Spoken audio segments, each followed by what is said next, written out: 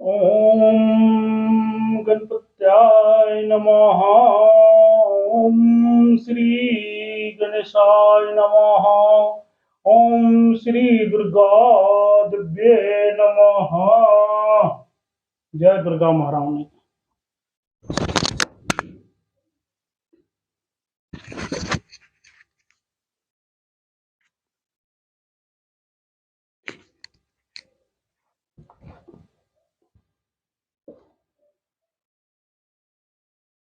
जय दुर्गा महारानी। जय माँ। हे माँ। माँ। ओम श्री दुर्गा दिव्ये नमः। ओम श्रीमद्देवी भागवत महापुराण प्रारंभ।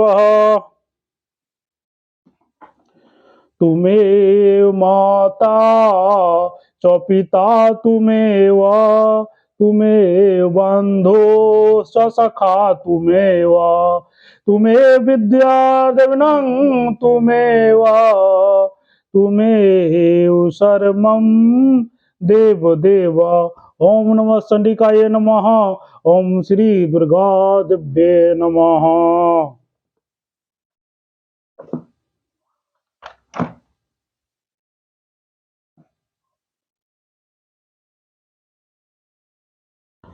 आज हम वर्णन करेंगे भगवान विष्णु का नारद जी से माया की अजयता का वर्णन करना। मुनि नारद को मायावश स्त्री रूप की प्राप्ति तथा राजा तालध्वज का उनके प्रणय निवेदन करना। ये माया जो है बहुत ही प्रबल होता है, ये सबके अंदर में रहता है माया, तभी तो लोग बंधन से मुक्त नहीं हो पाते हैं। इस संसार में जितने भी प्राणी हैं सब माया से विमोहित हो जाते हैं। कोई भी माया से जो है छुटकारा नहीं पा सकता। माया बहुत ही प्रबल चीज है, वही माया का हम वर्णन कर रहे हैं। आप लोग सुनिए भक्तजन। नारद जी बोले, हे मुनिवर, अब आप मेरे द्वारा कही जा रही सतकथा श्रवण कीजिए। श्रेष्ठ योग वेता मुनियों के लिए भी माया का बल अत्यंत दुर्गई है। उस अजय तथा दुष्चिंत माया ने ब्रह्मा से लेकर तीन प्रयत्न समचर चराचर जगत को मोहित कर रखा है। किसी समय मैं स्वर तथा तान से विभूषित महती बीना बजाता हुआ एवं सत्य स्वर से युग युक्त गायत्री शाम का गान करता हुआ अद्भुत कर्म वाले भगवान विष्णु के दर्शन के अभिलाषा से सत्यलोक में मनोहर श्वेत द्वीप में गया था। वहां मैंने देवादिदेव भगवान विष्णु को देखा। हुए हाथ में चक्र तथा गदा धारण किए हुए थे। उनके वक्षस्थल पर कुसुम मणि शोभायान हो रही थी और वे मेघ सदृश श्याम वर्ण वाले थे। उनकी चार भुजाएं थी। वे पीत वस्त्र धारण किए हुए थे। मुकुट तथा बाजूबंद से सुशोभित थे तथा वे विलासमयी लक्ष्मी के साथ पदुमित होकर कीड़ा कर रहे थे।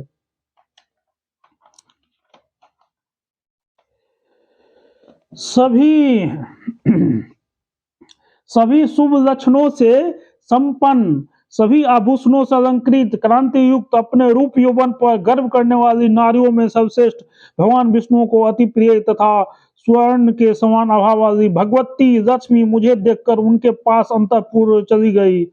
व्यंजित अंगों वाली लक्ष्मी जी को भवन में गई देखकर मैंने वर्णमाला धारण करने वाले देवादिदेव जगन्नाथ विष्णु से पूछा, हे भगवान, हे देवादिदेव, हे पद्मनाभ, हे असुर विनाशन, मुझे आते हुए देखकर माता लक्ष्मी जी आपके पास से क्यों चली गई? हे जगत गुरु, मैं ना तो कोई नीच हूं ना तो मैं धूर्त हूं। हे जगन्नाथ, मैं इंद्रियों को क्रोध तथा माया को जीत लेने वाले एक तपस्वी हूँ। नारद जी बोले, मेरा कुछ अभिमान पूर्वक वचन सुनकर भगवान विष्णु मुस्कुराकर वाणी के समान मधुर वाणी में मुझसे कहने लगे। भगवान विष्णु बोले, हे नारद, ऐसी नीति है कि पति के अतिरिक्त अन्य कोई भी पुरुष के सानिध्य में स्त्री को कभी नहीं रहना चाहिए। हे विद्वान, वायु श्वास को जीत लेने वाले योगियों, संघ शास्त्र के ज्ञाताओं, निराहार रहने वाले तपस्वियों तथा जितेंद्रिय पुरुषों एवं देवताओं के लिए भी माया अत्यंत दुर्जय है। मुनिवर, अभी आपने जो कहा है कि मैंने माया पर विजय प्राप्त कर ली है, हे माया विजय कर लिया, तो हे गीतज्ञ, आपको ऐसा कभी नहीं बोलना चाहिए। जब मैं शिव, ब्रह्मा तथा सनक आदि मुनि भी उस अजन्मा माया पर विजय नहीं प्राप्त कर सके, तब आप तथा अन्य कौन है जो उनके जीतने में समर्थ हो सकते हैं? देवता, मानव तथा पशु पक्षी अथवा जो कोई भी शरीर धारण करने वाली प्राणी हो, वह उस अजन्मा माया को कैसे जीत सकता है? वेद का ज्ञाता, योगी, सर्वज्ञ, जितेंद्रिय एवं सत्व रज तम से युक्त कोई भी पुरुष माया को जीतने में कैसे समर्थ हो सकता है? काल भी उसी माया का ही रूप है। वो रूपहीन होते हुए भी स्वरूप धारण कर लेता है। विद्वान, मूर्ख अथवा मध्यम श्रेणी का कोई भी व्यक्ति हो, वह उसके वश में रहता है। कभी कभी काल धर्म पुरुष को भी उद्गिन कर देता है। स्वभाव अथवा कर्म से उस काल की चेष्टा नहीं नहीं जानी जा सकती है। नारद जी बोले, हे, ऐसा कहकर विष्णु चुप हो जाने पर मेरा मन संदेह से भर गया और मैंने उन जगन्नाथ सनातन वासुदेव से पूछा, हे रमाकांत, आप मुझे यह बताएं कि उस माया का रूप क्या है, उसकी आकृति कैसी है, उसमें कितनी शक्ति है, वह कहाँ रहती है तथा उसका धार क्या है? हे महीधर, मैं उस माया को देखना चाहता हूँ, अतः मुझे उसका शीघ्र दर्शन कराइए। हे लक्ष्मीकांत, मैं उसके विषय में सम्यक जानना चाहता हूँ, मुझ पर कृपा कीजिए। भगवान विष्णु बोले, अखिल जगत को धारण करने वाली वो माया त्रिगुणात्मिका, सर्वज्ञा, सर्वसमता, अजय, अनेक रूपा तथा संपूर्ण संसार में अपने में व्यापक करके स्थित है। नारद, यदि तुम्हारे मन में उस माया को देखने की इच्छा है तो मेरे साथ अभी गरुड़ पर आरूढ़ हो जाओ। अब हम दोनों अन्य लोक में इसी समय चलते हैं। हे ब्रह्मपुत्र, वहां मैं तुम्हें अजित माओ के लिए अजय माया का दर्शन कराऊंगा, किंतु उसे देखकर तुम अपने मन को विषादग्रस्त मत होने देना। मुझे ऐसा कहकर देवादिदेव भगवान विष्णु ने विनीता पुत्र गरुड़ का स्मरण किया। स्मरण करते ही गरुड़ भगवान विष्णु के समक्ष उपस्थित हो गए। गरुड़ को आया हुआ देखकर भगवान विष्णु मुझे अत्यंत आदर पूर्वक पीछे बैठाकर प्रस्थान करने के लिए उस पर आरूढ़ हो गए। जिस वन प्रदेश में भगवान विष्णु जाना चाहते थे, वहां के लिए प्रेरित किए गए वासु वायु सदृश वेगवान विनता पुत्र गरुड़ ने बैकुंठ से प्रस्थान किया। गरुड़ पर आसीन हम दोनों बहुत से विशाल वन, दिव्य सरोवर, नदियां, ग्राम, नगरों, पर्वत के आसपास की बस्तियां, गायों के गोष्ठे, मुनियों के मनोहर आश्रम को, सुंदर बावलियां, छोटे छोटे तालाबों, कमलों से सुशोभित विस्तृत तथा गहरे हृदयों एवं मृगों तथा वराहों के बहुत से समूहों को देखते हुए कानकुब्ज नगर के पास पहुंच गए। वहां कमलों से मंडित हंस तथा सारसों से युक्त चक्रवाकों से सुशोभित अनेक वर्णों वाले खिले हुए कमलों से शोभायमान झुंड झुंड के भौरों की ध्वनि से गुंजित एवं पवित्र तथा मधुर जल वाला एक दिव्य तथा रमणीय सरोवर दिखाई पड़ा। क्षीर सागर से मधुर दुग्ध की समानता करने वाले विशिष्ट जल से युक्त उस परम सुंदर सरोवर को देखकर भगवान विष्णु मुझ से कहने लगे।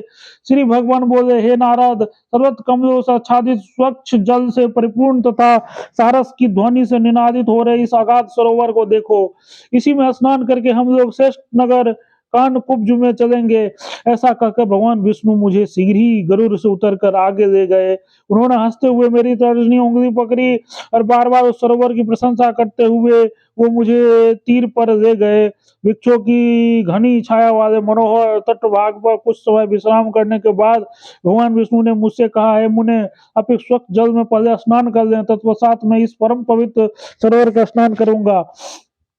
इस सरोवर का जल साधु जनों के चित्त की भांति निर्मल तथा कमलों के पराग से विशेष रूप से सुगंधित है। भगवान विष्णु के ऐसा कहने पर मैंने स्नान करने का मन बना लिया और अपनी वीणा तथा मृगचम वहीं रखकर मैं प्रेम पूर्वक तट पे चला गया।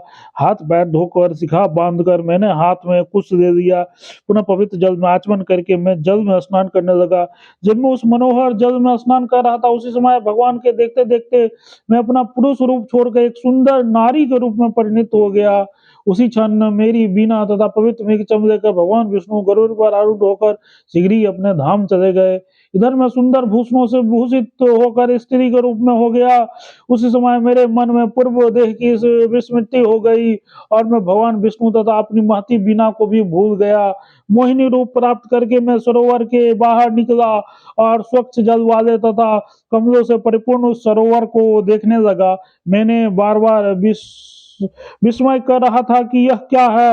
नारी रूप को प्राप्त मैं ऐसे सोच ही रहा था कि मुझे ताल ध्वज नाम का राजा अचानक दिखाई पड़े। हाथी के समूहों से घिरे हुए रथ पर बैठे हुए थे। युवा अवस्था वाले तथा आभूषणों से सुशोभित राजा ताल ध्वज शरीर धारण किए साक्षात कामदेव के समान प्रतीत हो रहे थे। पूर्णिमा के चंद्रमा के समान मुख वाले तथा दिव्य आभूषणों से मंडित मुझ रमणी को देखकर राजा को महान आश्चर्य हुआ।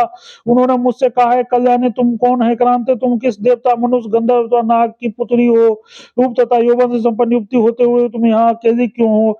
हे शून्य ने तुम सच सच बताओ कि तुम विवाहिता हो अथवा कुमारी है? सुखे शांते हे सुमध्य, तुम इस सरोवर में क्या कर रही हो? एपिक भाषनी मन